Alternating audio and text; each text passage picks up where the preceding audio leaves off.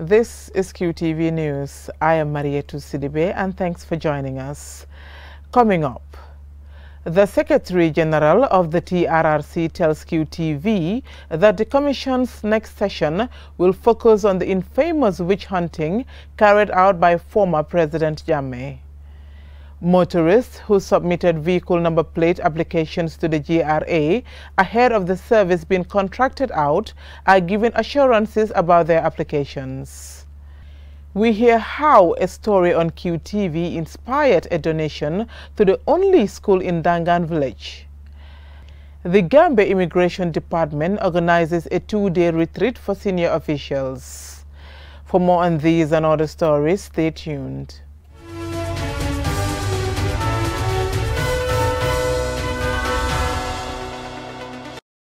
The next session of the TRRC public hearing will look into the 2009 witch hunting exercise by former President Yahya Jammeh. The hearings will begin on the 11th of November and several witnesses are expected to testify. Mohamed Lamin Choi was speaking to the Executive Secretary of the TRRC and he now reports. The Truth, Reconciliation and Reparations Commission has taken statements from over 100 witnesses of the 2009 witch hunt exercise by Yahya Jammeh. After wrapping up its 9th session with testimonies on sexual violence last week, the Executive Secretary of the Commission tells QTV that public sensitization is continuing ahead of the next session. Dr. Baba Gale Jallow says, given the high number of statements taken, the Truth Commission will not be able to hear testimonies from all, adding that the research and investigation team will determine who will testify. There are more statements than witnesses.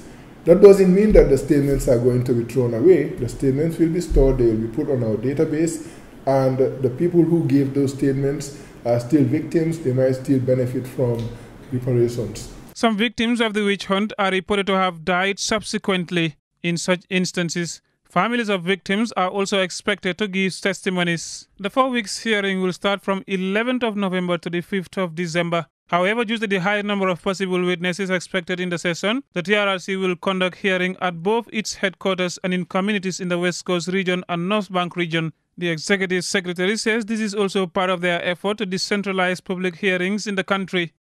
The 4-week session will start from November 11th to November 14th at the TRRC headquarters, from 18th to the 21st of November at Jambur, from 25th to the 28th November at Sibanor, and from the 2nd to the 5th of December at Esau.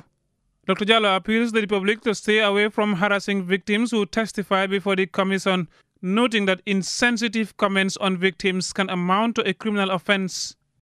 I think one of the problems that we have in the Gambia is that the people behave in a way that runs contrary to the beliefs that they process day in and day out.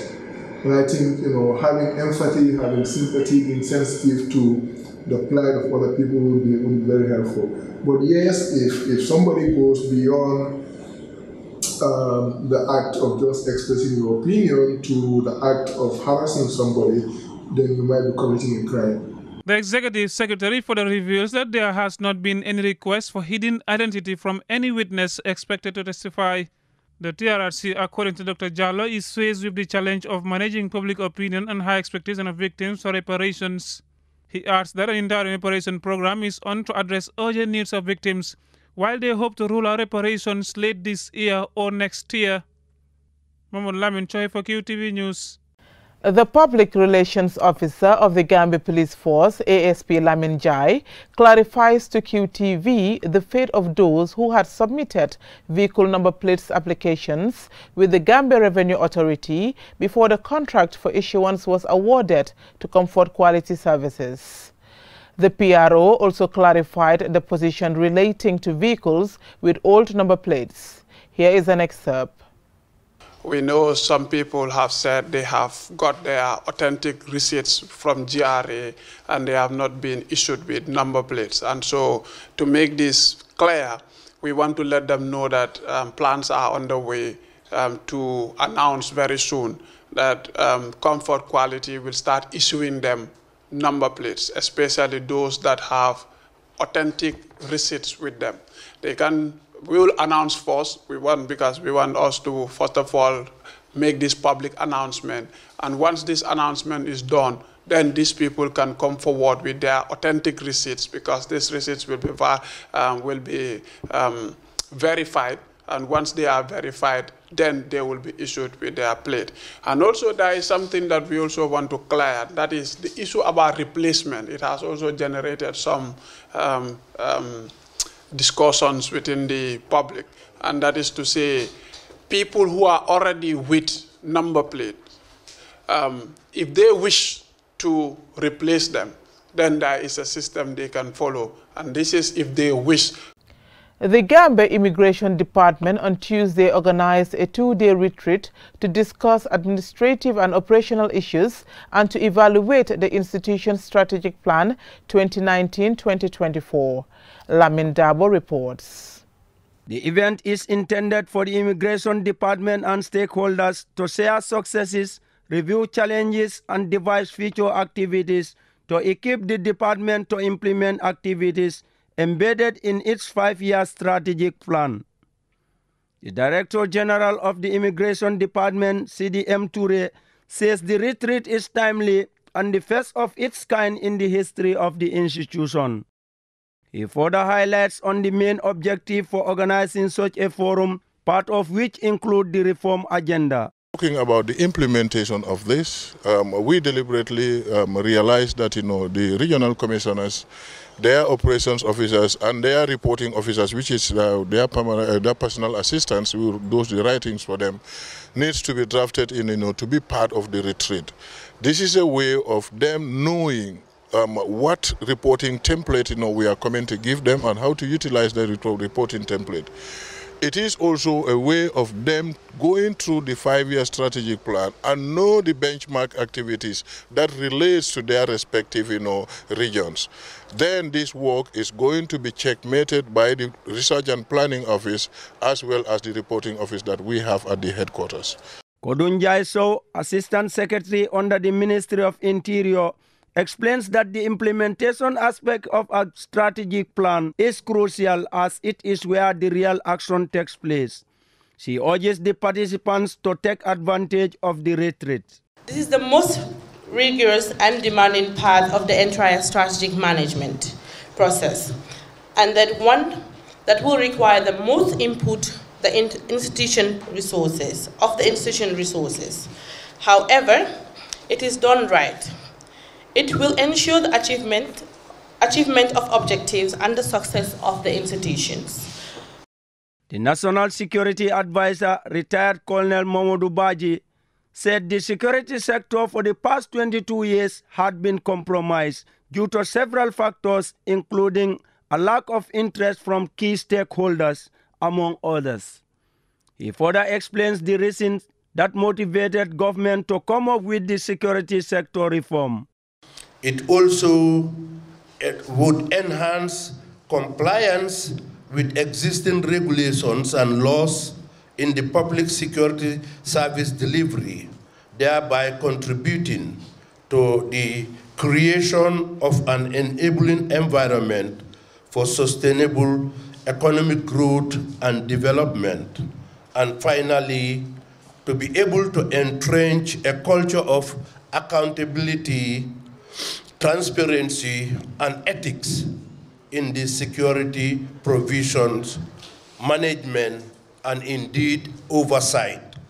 The security sector reform agenda seeks to improve responsiveness, public trust and confidence in the security sector, facility improvement, accessibility and satisfaction, thereby enhancing efficiency and effectiveness in the delivery of the service to the public. For QTV News, Lamin Alaifandin Dabo. After sponsoring the refurbishment of the only school in Dangan village, the Rotaract Club of Bruceby on Tuesday donated school materials to the community. The donation came as a result of a QTV news story on the plight of the school. Aisha Jan reports. The community of Ndangan is located in the north of Banjul. The isolated nature of this community, with a little over 100 inhabitants, appear less privileged compared to other societies. A few months ago, natives of the community sought respite for problems affecting their livelihood, particularly on the community's only school, which was in bad condition. The natives celebrate with joy, most especially young children, as Rotaract Club of Brusubi finishes the refurbishment of Ndangan Nursery School. President of Rotaract Club of Brusubi, Mohamed Faye, says Rotaract was inspired to assist the community after watching a report aired on QTV News. He shares the objectives of the club and future projects in the pipeline geared towards national development. Rotaract is a group of young people who are dedicated to giving back to the community.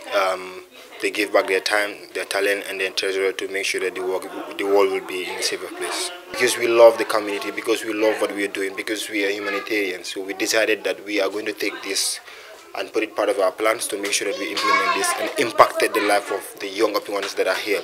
And we've seen that after what we have done, we've seen many of them are really happy. We have really about 3 to 4 community projects that we will be doing. And we also have an international project that we are to embark on. But all this is geared towards the development of their nation. The only teacher at Ndangan Nursery School, Augustus Sanyang, says the donation could not have come at a better time, as the community was losing hope in sustaining the school, as it lacked educational material. He expressed much appreciation to Rotaract for their contribution in helping the less privileged children who find it very difficult in acquiring basic schooling items. They could have bring all those materials and leave it here with us, but then they leave their time and come and join us together and do the work. As you can see, it's very beautiful. I was even saying yesterday that I wish it was during my days, because my days I struggled to go to a long distance to go and acquire early education. With these children are privileged to have. So we will do all our best to see how we'll handle these things. So having a co-helper like you people coming here to help us with this, we'll appreciate it.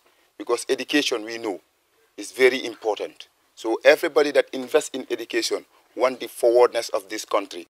The district governor of Rotary District 9101, Thomas Some of Burkina Faso, says his visit to the Gambia is to assess the humanitarian work of the Rotaract clubs. He expressed much gratitude of the impressive work of the members in helping needy children. He promises to pool collective efforts from Rotarians in West Africa District to further donate to the cause. School bags, exercise books, pencils, coloring pencils, games and puzzles were also donated to the school. Of me, we are happy family. For QTV News, I am Aisha Jan. We will go with a short commercial break. When we return, MRC and Ministry of Health officials get together for their 63rd annual meeting. And 8 young women are given scholarships to pursue skills and entrepreneurship training. Do stay tuned.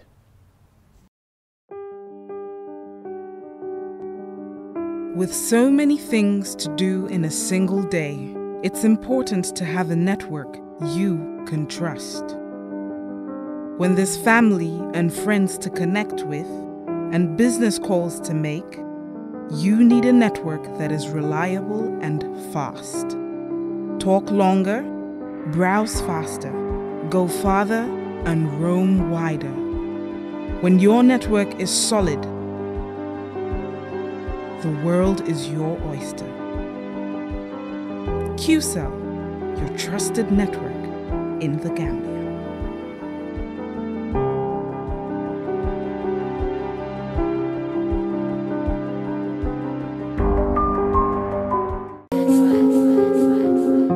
Are you a shop owner, retailer, or working in other commercial industries?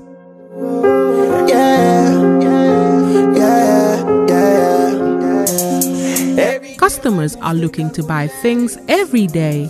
Let them know where you are. Life is sweet like chocolate. Take part in QTV's marketplace and showcase your business to a large group of potential buyers. The money is calling. Call us on 32-444-44 or send us an email at marketing@qtv.gm for more details. Man, you don't know what I've been. You can also get in touch with us on Facebook, Twitter, and Instagram. QTV Marketplace. Be noticed. I'm the baddest in my category. Balling like I'm Curry. Shutting down everywhere. Welcome back. 8 girls attending Gambia Skills Academy were awarded sponsorship packages to pursue skills training and entrepreneurship. The sponsorship packages is from 2 organizations, Treasure Women Warriors and Textures Intercultural Exchange 2019. Bintu Koka has more. Treasure Women Warriors is a non-profit, non-political and a women-led organization which seeks to uplift women to financial freedom to positively impact their lives. Textures Intercultural Exchange 2019 is an initiative that gives humanitarian and developmental aid to benefit the education of cosmetology in Gambia. The theme for this event, Getting Youth Off the Street, saw a pledge of $35,000 to sponsor 2 girls, $1,500 to sponsor another 3 girls, and also to sponsor 3 salons for 3 girls at Gambia Skills Academy. Ajakumba Defeka, president of Treasure Women Warriors, calls on students to be steadfast, resilient, and strong in order to overcome any challenge they face. I want you to continue to be steadfast, to be resilient, to be strong, no matter whatever your circumstances and whatever has happened to you in the past. Whether you were abused mentally, physically, or in any form of that word, it does not define the future. It does not define you. We do not change the circumstances of our birth, that we are female or where we came from. But the decisions that we make today can change the outcome of everything that we do today. She further urges students to take skills training seriously and collaborate to form business partnership. She made a donation of $35,000 to enable 2 women to continue their skills training. Warrior Women wants to open a beauty parlor. So these women that are actually going to start school here, that we are giving scholarship to, these are the 2 women that are going to establish the Treasure Women Warrior Salon in this region.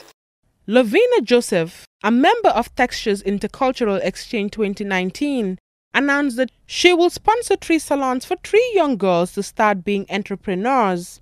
Furthermore, she also pledges to support the building of a multi-purpose academy for Gambia Skills Academy. Very passionate about what they do, and I would like to support them. I said, in what way? She said, I just need a business plan, which I said I'm going to do. So she said, do you have a cash app? I said, why? He said, I want to transfer the money for you to find a shop for them and then open a salon for them. Ladosha Wright, also a member of Textures Intercultural Exchange 2019, pledged $1,500 to sponsor another 3 girls.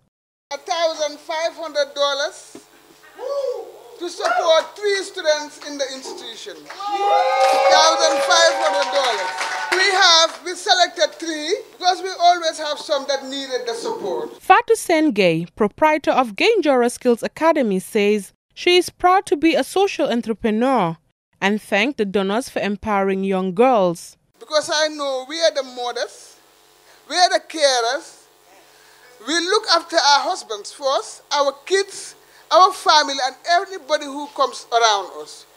Women are powerful. We have to believe in ourselves. We have to know that we can do it. That is why I said my passion is to get young people off the streets. The event ended with a donation of books to the library at the Skills Academy, which is sponsored by the Wright Library in partnership with the Cleveland Public Library in the USA. Bintu Koka, QTV News. The MRC unit of the Gambia at London School of Hygiene and Tropical Medicine Tuesday held an annual meeting with officials from the Ministries of Health and Higher Education, Research, Science and Technology at the MRC complex in Fajara. And Sumana Isunyasi attended the meeting and he now reports. This year's meeting is the 63rd edition of MRC and Gambia government's annual consultative meeting. It forms part of their efforts to strengthen cooperation with government, especially in the area of research. With over 70 years of research experience, the unit is undoubtedly the leading research institution in the Gambia. In an exclusive interview with QTV, MRC Director Dr. Umberto D'Alessandro says the meeting presents an opportunity for the MRC to share with government the unit's ongoing and upcoming activities. He went on to reveal that MRC is currently formulating a new 5-year plan which will be launched in 2021, adding that over 85% of the unit's leading researchers are Gambians. So this meeting is extremely important because it's a meeting between the Gambian government, Minister of Health, but also Minister of Education, Research and Technology, Science and Technology, and the MRC. And so this is done every year. And we try to present what we do and discuss if there is any issue, And so, because the MRC work in close collaboration with the Ministry of Health, in the clinics, in the hospitals, with their research project we are doing.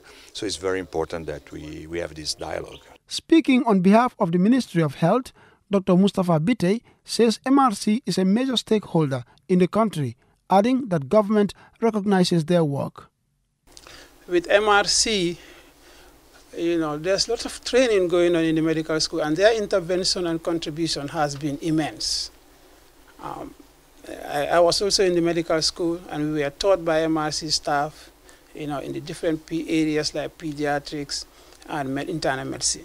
And we think that this should continue, as this is a big immense contribution for the government of the Gambia, because it costs a lot to get one consultant from Nigeria or Ghana to come and train here.